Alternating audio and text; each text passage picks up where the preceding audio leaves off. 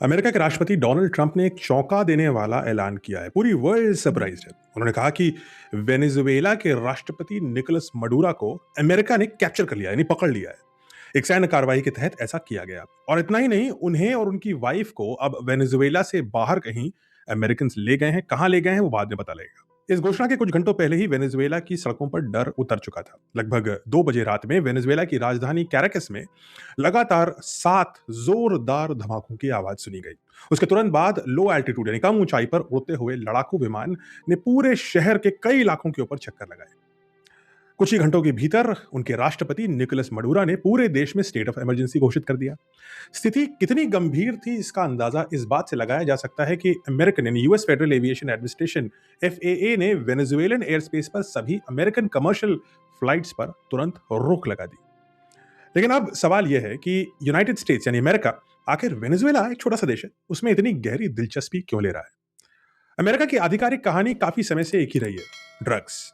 America का allegation है कि वेनेजुएला और वेनेजुएला की सरकार नार्को ट्रैफिकिंग यानी ड्रग्स की सप्लाई और स्मगलिंग में शामिल है। लेकिन क्या यही पूरी सच्चाई है? क्योंकि अमेरिका के अंदर ड्रग्स की क्राइसिस तो है, लेकिन ये ड्रग अलग अलग जगहों से आते हैं और वेनेजुएला उस लंबी सी लिस्ट में महज एक नाम है। तो वेनेजुएला को खास रूप से क्यों टारगेट किया जा रहा है?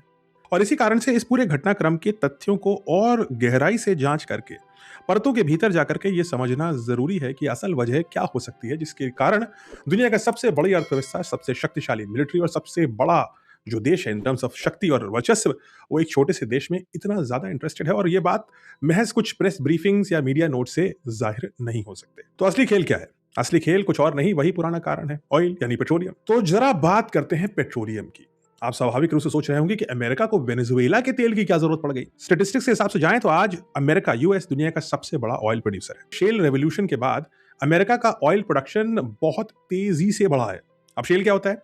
शेल वो क्रूड ऑयल होता है जो शेल रॉक फॉर्मेशन से ड्रिलिंग और हाइड्रोलिक फ्रैक्चरिंग यानी फ्रैकिंग के जरिए निकाला जाता है। 2008 में अमेरिका लगभग 9 मिलियन बैरल्स यानी 50 लाख बैरल्स पर डे निकालता था। एक बैरल में लगभग 160 लीटर तेल होता है। 2010 के पूरे दशक में अमेरिका फ्रैकिंग यानी शेल से तेल निकालने का जो टेक्नोलॉजी है उसमें मास्टर करता गया और 2024-25 तक आते आते अमेरिका का internal oil production 5 million barrel से बढ़ के 13 से 14 मिलियन बैरल तक पहुंच गया, यानी लगभग 3 गुना हो गया। और आज अमेरिका सऊदी अरेबिया से भी ज्यादा तेल प्रोड्यूस कर रहा है। सऊदी अरेबिया का आंकड़ा लगभग 10 से 11 मिलियन बैरल्स पर डे है। और अगर बात करें वेनेजुएला की, जो दक्षिणी अमेरिका के कॉन्टिनेंट में स्थित है, 2010 के दशक में लगभग 3 मिलियन बैरल्स पर डे तक ही तेल का प्रोडक्शन करता था।